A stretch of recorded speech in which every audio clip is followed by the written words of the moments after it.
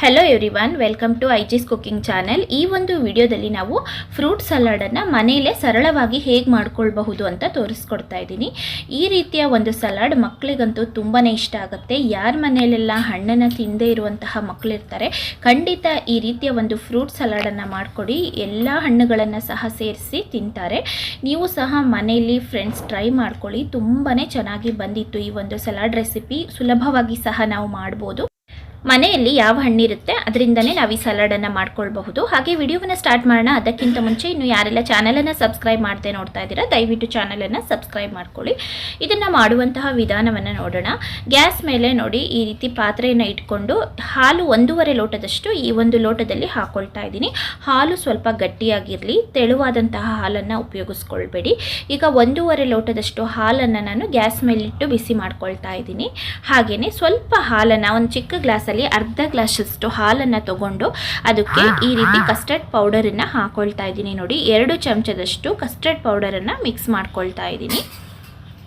ನೋಡಿ ಇದನ್ನು ಚೆನ್ನಾಗಿ ಗಂಟುಗಳಿರಬಾರ್ದು, ಆ ರೀತಿಯಲ್ಲಿ ನಾವು ಮಿಕ್ಸ್ ಮಾಡ್ಕೊಳ್ಬೇಕಾಗತ್ತೆ. ತಣ್ಣಗಿರುವಂತಹ ಹಾಲನ್ನು ತಗೊಂಡು ಈ ರೀತಿ ಮಿಕ್ಸ್ ಮಾಡ್ಕೊಳ್ಳಿ, ಗಂಟುಗಳು ಬರೋದಿಲ್ಲ. ನೋಡಿ ಈಗ ಕಸ್ಟರ್ಡ್ ಪೌಡರನ್ನು ನಾನಿಲ್ಲಿ ಚೆನ್ನಾಗಿ ಮಿಕ್ಸ್ ಮಾಡ್ಕೊಳ್ತಾ ಇದ್ದೀನಿ. ಇದರಲ್ಲಿ ಬೇರೆ ಬೇರೆ ಫ್ಲೇವರ್ ಇರೋವಂಥದ್ದು ಬರುತ್ತೆ. ನಾನಿಲ್ಲಿ ಪಿಸ್ತಾ ಫ್ಲೇವರ್ ಇರುವಂತಹ ಕಸ್ಟರ್ಡ್ ಪೌಡರನ್ನು ಉಪಯೋಗಿಸ್ಕೊಳ್ತಾ ಇದ್ದೀನಿ. ನೋಡಿ ಈ ರೀತಿ ಚೆನ್ನಾಗಿ ಮಿಕ್ಸ್ ಮಾಡ್ಕೊಳ್ಬೇಕು, ಗಂಟುಗಳು ಇರಬಾರ್ದು.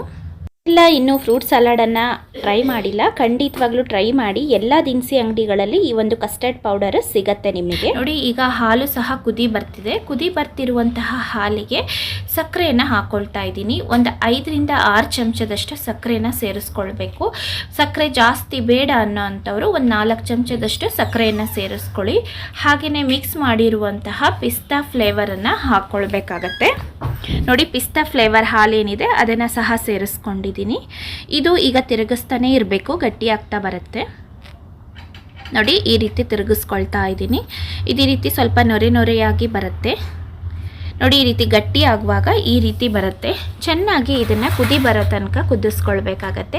ಒಂದು 4ರಿಂದ 5 ನಿಮಿಷ ಇದೇ ರೀತಿ ತಿರುಗಿಸ್ತಾನೇ ಇರಿ. ಇದು ಸ್ವಲ್ಪ ಗಟ್ಟಿ ಆಗ್ತಾ ಬರುತ್ತೆ. ನೋಡಿ ಈ ಒಂದು ಕನ್ಸಿಸ್ಟೆನ್ಸಿಗೆ ಬರಬೇಕು ಅದು. ಅಲ್ಲಿ ತನಕ ನಾವು ಕುದಿಸಿ ತಗೊಳ್ಬೇಕು. ನಂತರ ಇದನ್ನು ಆರಕ್ಕೆ ಇಟ್ಕೊಳ್ತಾ ಇದ್ದೀನಿ. ಗ್ಯಾಸಿಂದ ಇಳಿಸಿ ಇದನ್ನು ಆರಲಿಕ್ಕೆ ಬಿಡಬೇಕು.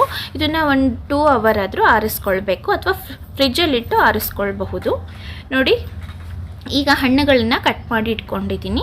ಇಲ್ಲಿ ಒಂದು 5 ಚಿಕ್ಕ ಸೈಜು ಬನಾನನ ಕಟ್ ಮಾಡಿ ಇಟ್ಕೊಂಡಿದ್ದೀನಿ.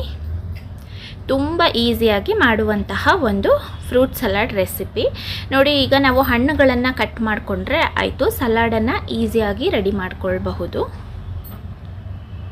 ನೋಡಿ ಇಲ್ಲಿ ಬಾಳೆಹಣ್ಣನ್ನು ಕಟ್ ಮಾಡಿದ್ದೀನಿ. ಯಾವುದೇ ಬಾಳೆಹಣ್ಣನ್ನು ಉಪಯೋಗಿಸ್ಕೊಳ್ಬಹುದು. ಪಚ್ಚ ಬಾಳೆಹಣ್ಣು ಆಗಿರ್ಬೋದು ಅಥವಾ ಪುಟ್ಟ ಬಾಳೆ ಆಗಿರ್ಬೋದು, ಯಾವುದೇ ಒಂದು ಬಾಳೆಹಣ್ಣನ್ನು ಉಪಯೋಗಿಸ್ಕೊಳ್ಬಹುದು. ನೋಡಿ ನಾನೀಗ ಒಂದು 2 ಗಂಟೆ ಬಿಟ್ಟಿದ್ದೆ, ಕಂಪ್ಲೀಟಾಗಿ ತಣ್ಣಗಾಗಿ ಈ ಒಂದು ಕನ್ಸಿಸ್ಟೆನ್ಸಿಗೆ ಬಂದಿದೆ.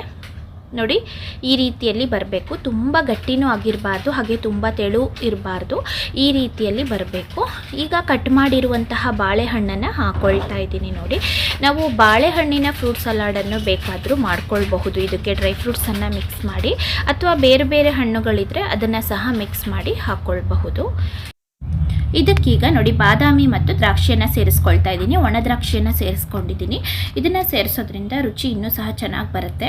ನೋಡಿ ಈ ರೀತಿಯೂ ಬೇಕಾದರೆ ನಾವು ಮಾಡ್ಕೊಳ್ಬಹುದು. ಇದನ್ನು ನಾವು ಬಾಳೆಹಣ್ಣಿನ ಸಲಾಡ್ ಅಂತ ಹೇಳ್ತೀವಿ.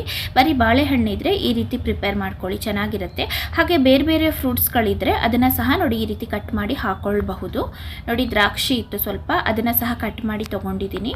ಹಾಗೆ ಇದರೊಟ್ಟಿಗೆ ಪಪ್ಪಾಯವನ್ನು ಸಹ ಹಾಕ್ಕೊಳ್ತಾ ಇದ್ದೀನಿ. ನೋಡಿ ಸ್ವಲ್ಪ ಪಪ್ಪಾಯವನ್ನು ಕಟ್ ಮಾಡಿ ಹಾಕ್ಕೊಳ್ಳಿ. ಎಲ್ಲ ಒಂದು 100ರಿಂದ 150 ಗ್ರಾಮಷ್ಟು ಉಪಯೋಗಿಸ್ಕೊಂಡಿದ್ದೀನಿ ನಾನಿಲ್ಲಿ ಹಣ್ಣುಗಳನ್ನ.